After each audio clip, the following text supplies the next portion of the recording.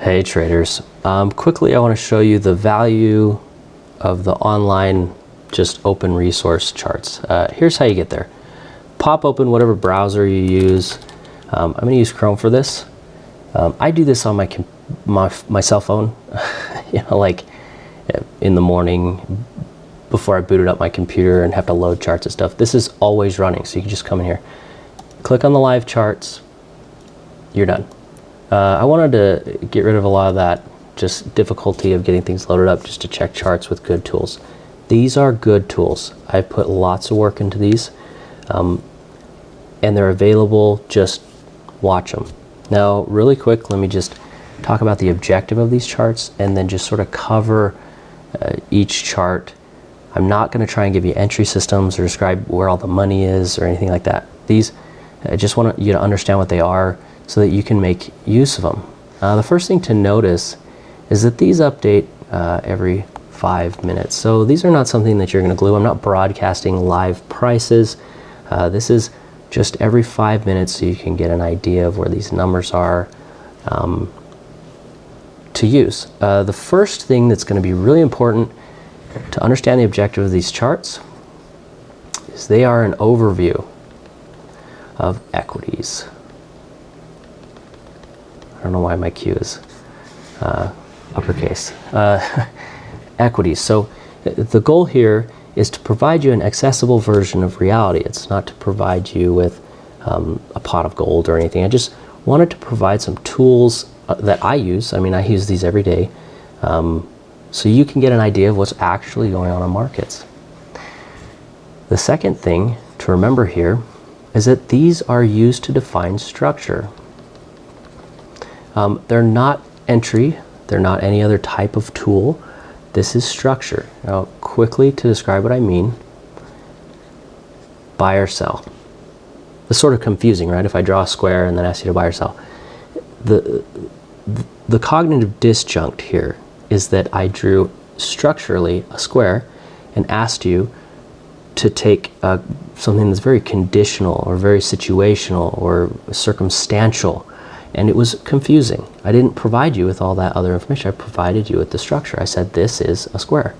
I didn't even say that. I just drew one. But I think a lot of you would have agreed that's a square.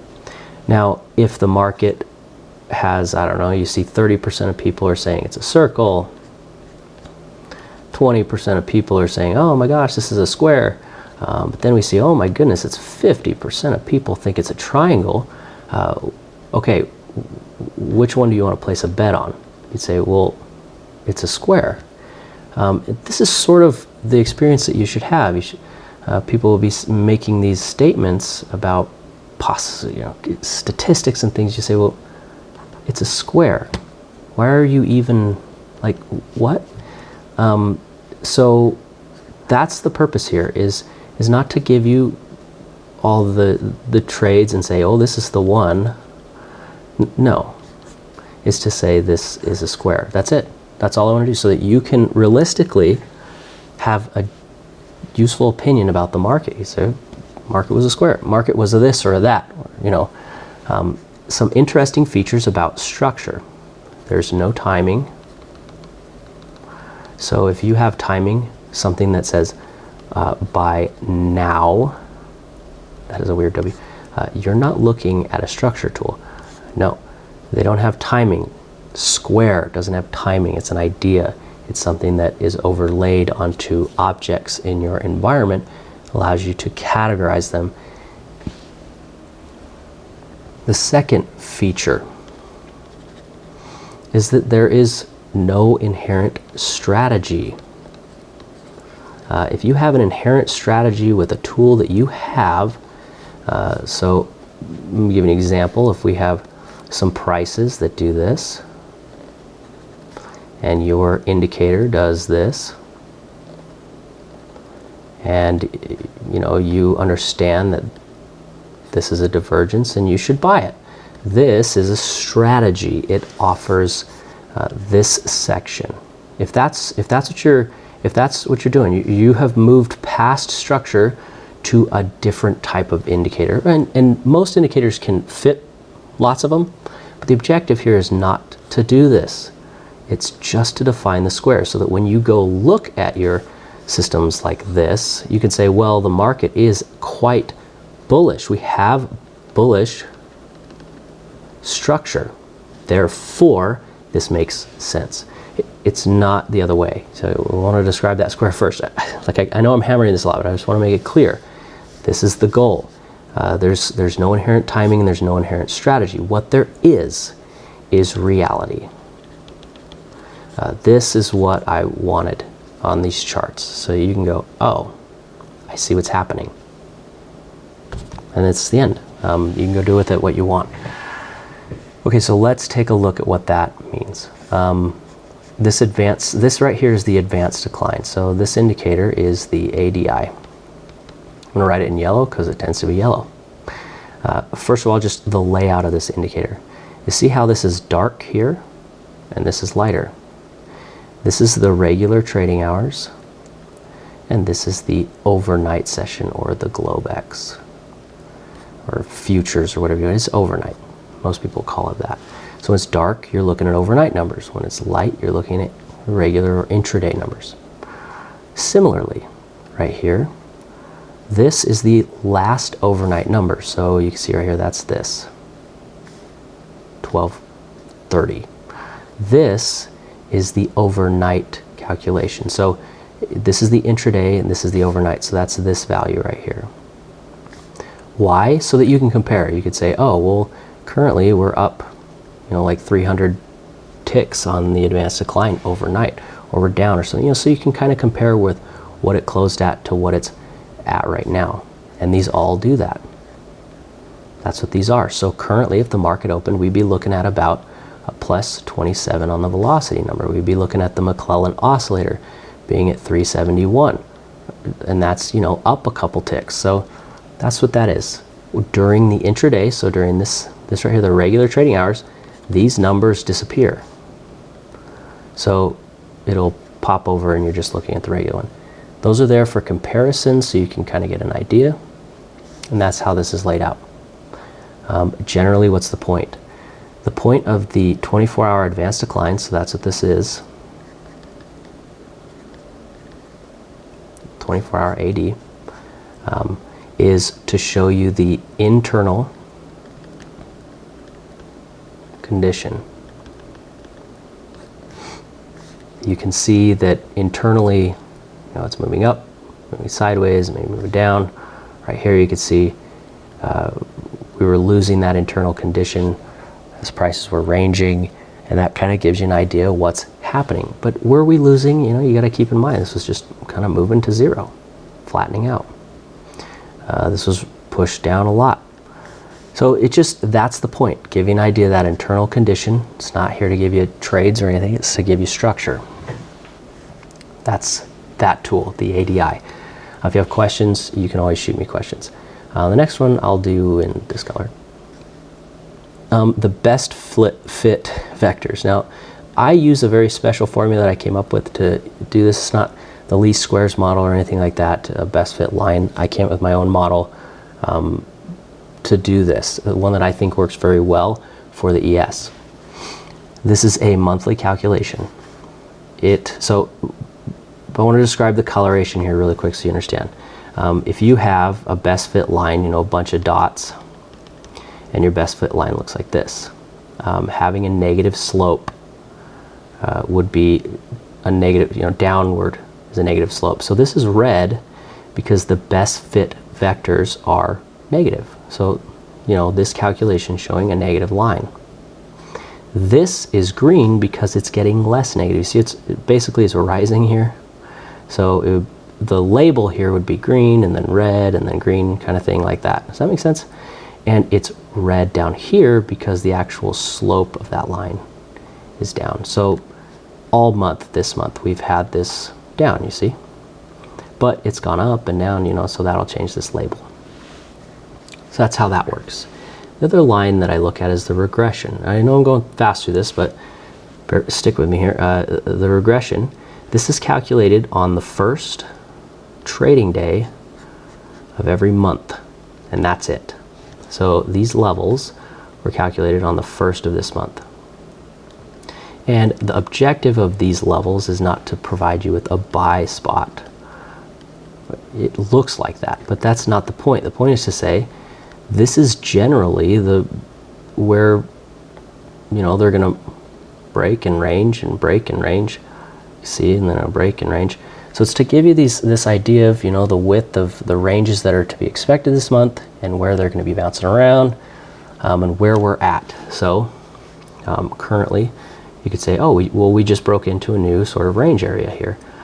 It's new territory, so the first thing every trader knows, are we going to stay up here? What's going to happen? You get a lot of this kind of stuff. Or is it going to break back down? And it's not to tell you where to buy and sell. It's to give you an idea of where we are. So you can take a look here, put them together, use your brain. So those are the two that I look at with this. So best fit tells you generally how the market's correlated to a negative slope, positive slope, and the regressions to give you an idea about ranges and frequencies and stuff like that in the market.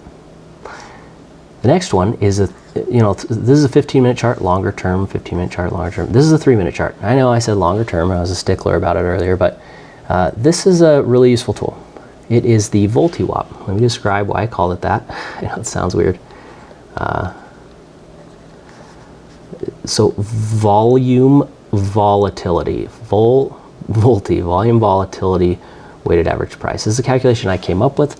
I think it works significantly better than some of its competitors. It is the big brother to the VWAP, which is volume weighted average price. It keeps up with markets a little bit better, and it does a little bit better overnight. There's two things I look at with this chart. You see how this has gone dark? That means it's flat. And when it's dark, I expect the market to basically range. You could think of it as mean reversion, but when it's dark, you can look here and say, oh, okay, so we sort of had a ranging section. And then when it ticks up or down, you sort of expect the market to want to get directional. What's important is this ticking up doesn't mean it's going to move up. It means the market's got enough volume and volatility to consider being directional. So it's not uncommon to see it tick up and then the market pushes a new low. What it means when I see it tick is directionality. When it's flat, I expect more range mentalities. I don't use it as a directional thing. I use it to give me structure. Are we looking at directional? Or are we looking at flat?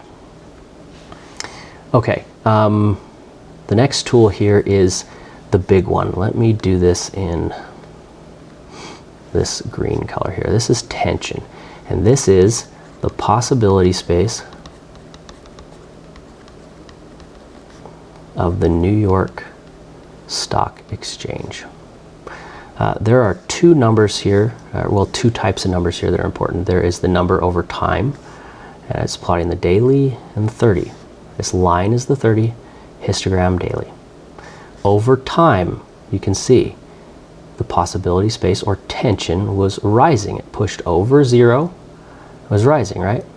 And so right here we have a positive 37%, and you say to yourself, well, why is it negative here?